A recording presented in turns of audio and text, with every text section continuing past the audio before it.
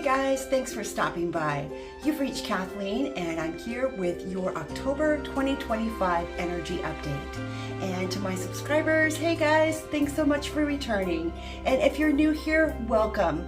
I am a Reiki master teacher, a shaman and psychic medium, and I like to come on here each month and offer spiritual guidance and advice and give you guys kind of an energy report and spiritual weather report and what you can expect for the next month.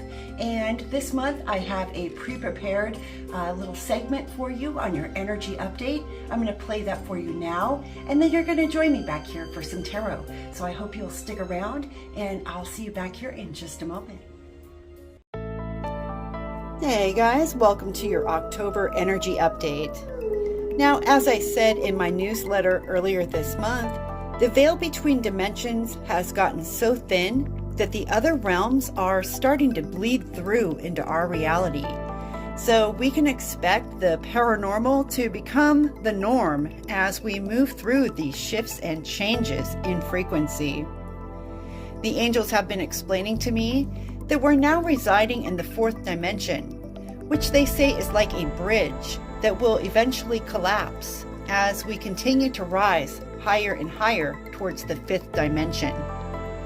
All of the lower dimensions on the earth have now been imploded, and the spirits and beings who lived there have been moved much closer to our reality. There's no longer any buffer zone between us and them.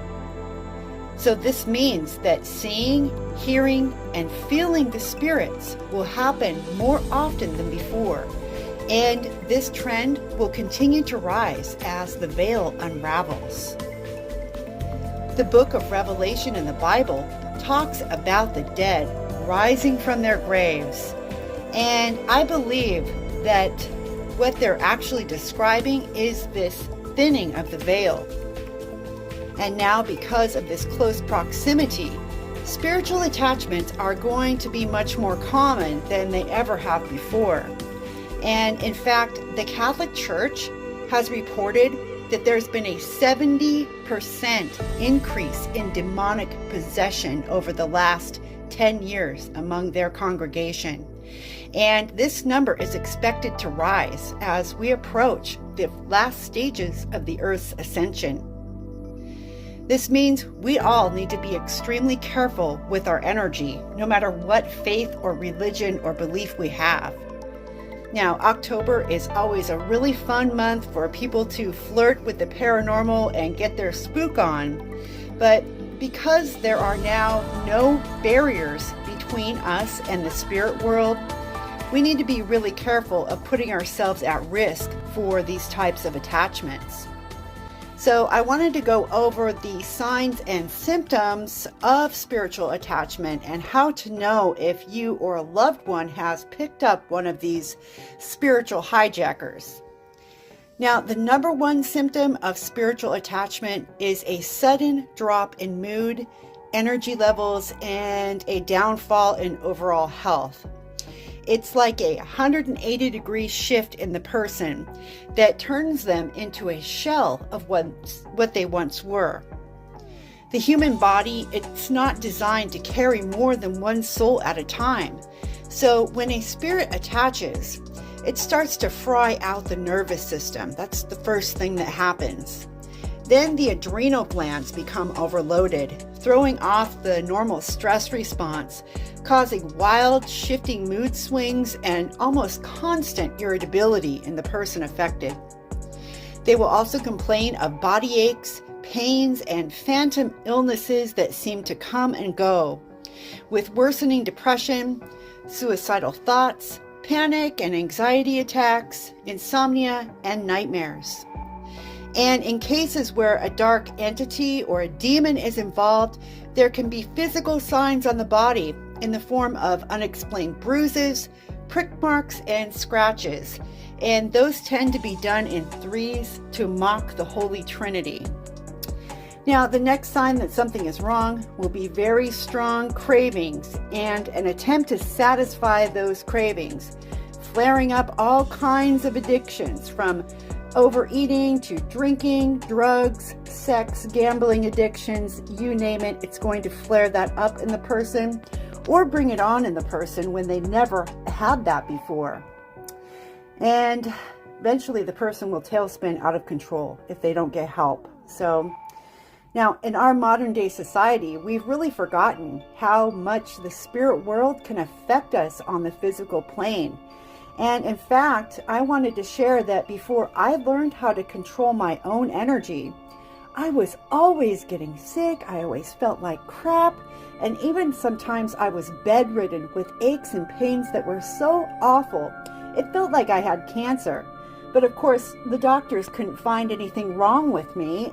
And, I had no idea and found out later that I was a physical medium and that the spirits of the dead were actually trying to communicate with me by sending me their pain. And you see, that's sometimes the only way that spirits can talk to us is by having us feel what they feel.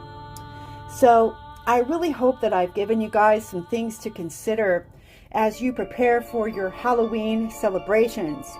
And if you're planning on doing any type of spiritual contact, please remember to protect yourselves and take precautions to keep you and your family safe. All right, let's go ahead and get your tarot reading started. I'm going to go ahead and give us a smudge here. I've got some resins in my cauldron. Give me a smudge, and you always want to cleanse the space prior to any kind of spiritual work. It's very, very important because as you just saw, the dead people are everywhere, right? So let's go ahead and get started. I'm using the classic Rider-Waite for your reading today. Let's go ahead and call in all of the angels and guides, ascended masters, guardians, and ancestors to join us for our collective tarot reading for the month of October. Sorry if this is loud. I'm going to go ahead and shuffle the cards and let's see what you guys got going on. All right, Spirit, what do we have for my collective viewing audience this month? What is going on in their lives? Let's just do a quick little reading and see where you guys are at. I'm going to go ahead and start shuffling and see what Spirit pops out. Okay, we got the Four of Swords. So the Four of Swords is really talking about a time of rest. It's a period of reflection, introspection, and kind of going within. It's taking a break and kind of taking a time out too, and stepping back from things and going within. Okay. It's also kind of a soul-searching card as well. Now let's see what else we got for my collective viewing audience. Next card to come out. Oh, okay. So this is really kind of retreating after, maybe some difficult, maybe a painful situation with this collective that I've been reading for. You guys have been going towards the end of a very long, painful ending. And so I think this is a period of reflection. Okay, the Four of Swords, and then followed by the Eight of Wands. This is a bit of a guarded energy. So I think we're trying to heal the bruises and the wounds of the past. These wounds that trigger us and have us not trust anyone, okay? So it's really hard letting your guard down. That's what I'm getting. It's hard to let your guard down because you've been so hurt in the past. It's so hard to trust, right? So let's see what else Spirit has for us. What else do you need my collective viewing audience to know? Okay, so this could be about love. This could be about a marriage. This is my 1111 card. I always call this my twin flame card. Okay, and it could be somebody had a falling out with their twin flame. Okay, twin flames, they don't call them the flames for nothing, guys. Okay, and if you met your actual twin flame, they can very oftentimes burn you. Okay, but usually the Four of Wands does represent a foundation or an institution, and traditionally mainly it's marriage. So I'm seeing, yeah, probably the end of a marriage. Somebody's gone through a divorce here, or is going through a divorce, and you're kind of taking time to heal yourself after a divorce. You may also be at the end of a long period of being single and being faced with meeting your soulmate. And this could be bringing up feelings from the past, okay?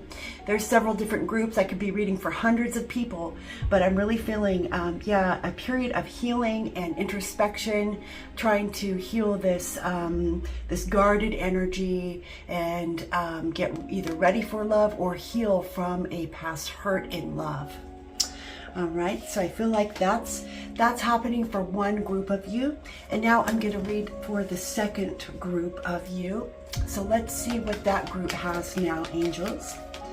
What do we have for my second group of viewers? Ooh, okay, this is a good one. We've got the Ace of Pentacles here, and the Pentacles represent money or any Venus-ruled areas of your life. The 5-pointed star represents the planet Venus in astrology, okay? And this is really talking about either new money or an idea to make money. Something is popping up, and it's an idea, it's something that's going to, bring you success. So whatever this idea is that you guys have, Spirit is suggesting that you run with it, okay?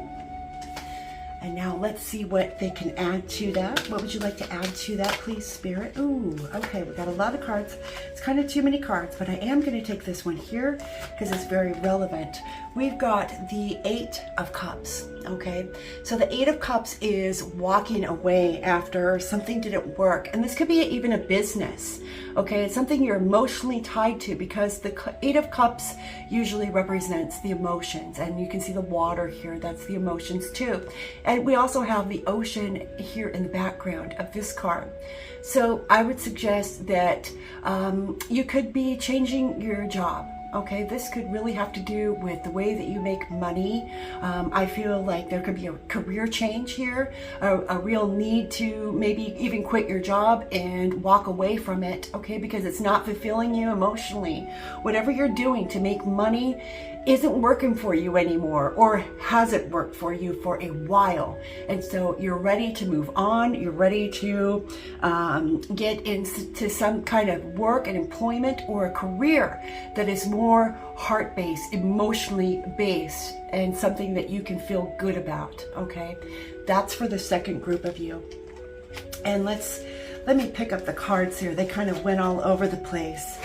So interesting. Okay, at the bottom of the deck for this second group of you, we've got the Death card. And so the Death card represents the energy of Scorpio. It is about a death and a rebirth. So I would think that Spirit is trying to say to you that the old way of making money is kind of dead. And that if to succeed in these higher, newer frequencies that we're entering into, we need to get into an employment that fulfills us in our heart and in our soul. And it needs to be something that's good for people, or our heart's just not going to be in it. Okay, I hope that makes sense. So I want to thank you guys so much. And if you're interested in a personal reading, please see the description box and click on my website. I've got all kinds of different readings that I do besides tarot. We can go really deep. We can go into your past lives even. So yeah, feel free to check that out. You can even book online. And I do offer distance work, just so you're aware. So anyway, guys, I hope you have a great rest of your October, and I look forward to seeing you again next month. Please take good care until then. Bye-bye.